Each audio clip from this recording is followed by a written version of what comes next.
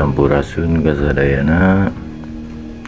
Pembahasan sekarang saya ingin coba lanjutkan tentang bocah angon, karena kemarin masih banyak yang masih gagal dalam memahaminya.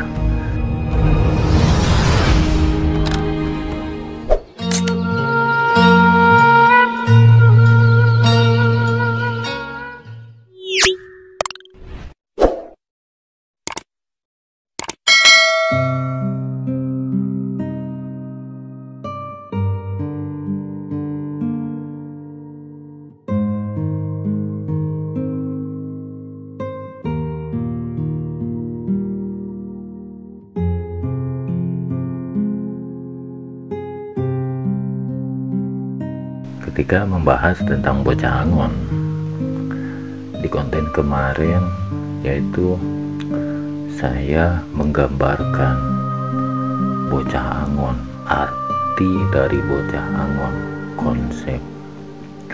konsep untuk kehidupan manusia, di mana bocah angon itu yaitu kita mempelajari semuanya tentang kehidupan, seperti itu.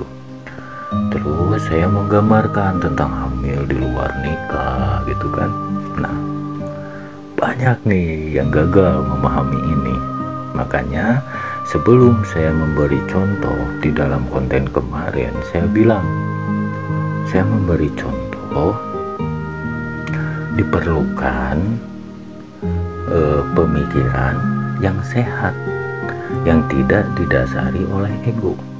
Kan seperti itu saya di awalnya bilang sebelum menjelaskan tentang hamil di luar nikah. Apa maksud hamil di luar nikah itu? Gitu kan.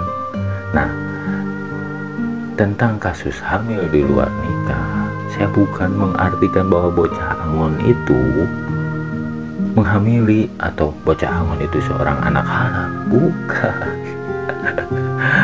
Banyak sekali yang gagal paham di sana. Makanya saya bukannya tidak mau membahas tentang yang lebih dalam lagi, gitu kan, karena bahasan-bahasan yang ringan saja masih banyak yang gagal dalam memahami hal tersebut. Begitu saya membahas itu bertujuan apa? Bertujuan untuk kita membuka pandangan, gitu kan, tentang diciptakan dan tercipta, seperti itu. Kalau diciptakan itu ajaran yang dari Arab sana ke sini. Kalau tercipta itu ajaran murni leluhur. Saya cuma membandingkan antara ajaran luar dengan ajaran asli pribumi, begitu. Nah, hamil di luar nikah itu untuk gambaran kita perbandingan ajaran luar dan ajaran kita bangsa Nusantara, gitu kan. Nah, itu antara tercipta dan diciptakan. Kalau diciptakan ajaran luar ke sini, kalau tercipta itu murni ajaran sini, begitu. Nah, itu gambaran kenapa hamil di luar nikah. Saya ngebahas itu. Bukan berarti bocah angon itu menghamili atau bocah angon itu anak haram. Bukan ke sana. Itu kan untuk ibaratnya kita mencari pandangan. Nih, saya kasih contoh lagi. Misalkan hamil di luar nikah kan dibenci nih oleh agama, dibenci oleh Allah Subhanahu wa Ta'ala, kan seperti itu. Jika manusia diciptakan, kenapa ada hamil di luar nikah? Kan begitu. Kenapa ada hamil di luar nikah? Kalau manusia itu diciptakan, kan seperti itu. Akan berbeda cerita jika manusia itu tercipta. Begitu.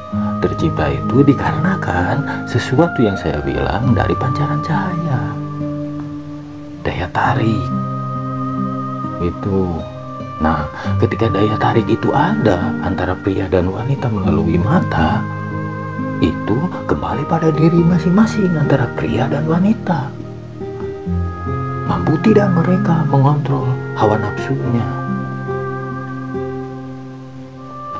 Jika mereka tidak mampu mengontrol hawa nafsunya, maka itulah yang terjadi. Hamil di luar nikah, terciptalah janin di luar nikah. Bukan diciptakan. Makanya pahami, dalami tentang ilmu-ilmu ini. Jangan menggunakan hawa nafsu, ego. Karena ketidaktahuan kita, akhirnya kita dapat istilahnya terdoktrin bahwa manusia itu diciptakan.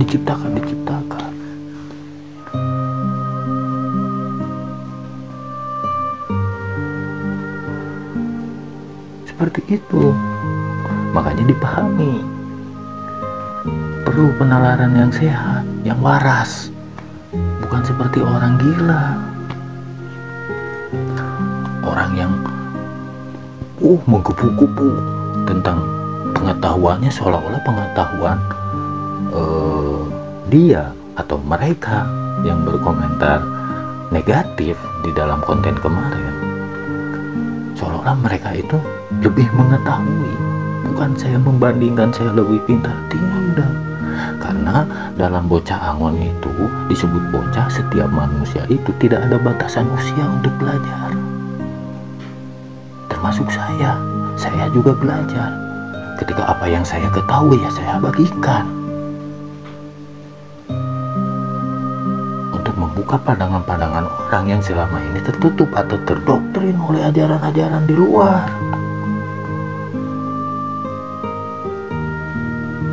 Coba bergaul, pahami tentang kedalaman ilmu bangsa leluhur kita. Selain ibaratnya menonton konten saya, coba dalami di konten-konten lain tentang ilmu leluhur, tentang pandangan tercipta atau diciptakan nih manusia. Coba dalami di luar agama. Kalau kita menggunakan agama, kita akan terdoktrin seperti ajaran luar sana ke sini. Ajaran luar itu banyak doktrin, tidak murni. Bodohnya bangsa kita, mereka makan mentah-mentah. Makanya kemarin saya bahas tentang bocah angon yang ada di Ugamangsi Ciliwangi, juga Lebak Cawene. Kan saya bilang Lebak itu dasar, Cawene itu wadah. Agar kita bisa melihat ke dasar, kita harus mengosongkan wadah agar terlihat dasarnya. Itu arti dasar itu apa? Dalam. Begitu. Coba kita ambillah gambaran yang kecil saja, misalkan sumur atau gelas lah. Gelas kita isi air kopi yang hitam atau yang coklat, gitu kan? Kita bisa melihat tidak dasar gelas itu ketika ada isinya air kopi? Mungkin tidak akan bisa, tapi akan berbeda hasilnya ketika kita melihat dan mengosongkan air tersebut. Air kopi itu akan terlihat nih dasar gelas tersebut. Atau kita isi dengan air bening, begitu kan? Meskipun air itu ada, tapi tetap kita bisa melihat dasarnya. Nah, air bening itu gambaran apa? Air bening itu gambaran kejernihan pikiran kita. Kalau kita berpikir jernih, maka akan kelihatan kedalaman ini. Yang disebut kedalaman ini yaitu tentang ilmu, pengetahuan. Misalkan contoh tadi tentang hamil di luar nikah. Nah, kita harus mendalami. Apa benar nih manusia ini diciptakan atau tercipta? Kalau iya diciptakan, manusia itu yang hamil di luar nikah itu kan paling dibenci nih sama agama. sama Allah Subhanahu wa Ta'ala. Nah, di setiap kejadian hamil di luar nikah itu kan ada maksud. Ada maksud agar kita bisa memahami diri kita, perbuatan kita. Apa yang kita perbuat, ya itulah yang akan kita hasilkan. Makanya ada hukum sabab musabab. Jika anak-anak muda sekarang, pasangan-pasangan muda sekarang belum sanggup menghidupi keluarga, ya jangan berbuat seperti itu. Jangan sampai jangan berhubungan badan di luar nikah. Jika kita belum siap akan konsekuensinya. Kan kehamilan itu terjadi itu karena berhubungan badan. Jika kita belum menikah, kita berhubungan badan, harus siap konsekuensinya. Entah kata agama itu adalah dosa, atau di dalam kehidupan nyata kita harus bisa menerima jika pahit-pahitnya terjadi kehamilan. Kita harus siap, jangan mau enaknya saja. Itu konsep keadilan, konsep ratu adil. Segala perbuatan manusia di dunia ini akan mendapatkan hasil masih di dunia ini. Apa yang saya jelaskan tadi, itulah rangkuman bocah angon yang disebut ranting dan daun kering. Makanya pahami, bocah angon itu bukan bocah angon ini dilahirkan begini, bocah angon dilahirkan begini. Aduh, itu masih memandang sosok, bukan konsep. Yang saya bilang di konten kemarin, bocah angon, satria piningin, ratu adil, atau bahkan dajjal, itu semua konsep untuk kehidupan kita. Tahu konsep atau tidak? Makanya pahami di setiap pembahasan, jangan menggunakan hawa nafsu atau ego. Nah, ketika ego kita membeludak, itu kan, dengan pemikiran yang pendek, yang hanya sekedar melihat tanpa mempelajari, itu orang munafik. Katanya muslim, tapi syahadat tidak dijalankan, itu orang munafik. Gitu. Jika ingin menyelami kedalaman-kedalaman ilmu Allah, makanya jalani syahadat dengan benar. Jangan sampai menjadi orang-orang munafik. Seperti itu. Mudah-mudahan dipahami. Sekian pembahasan kali ini. Wassalamualaikum warahmatullahi wabarakatuh. Sampurasun.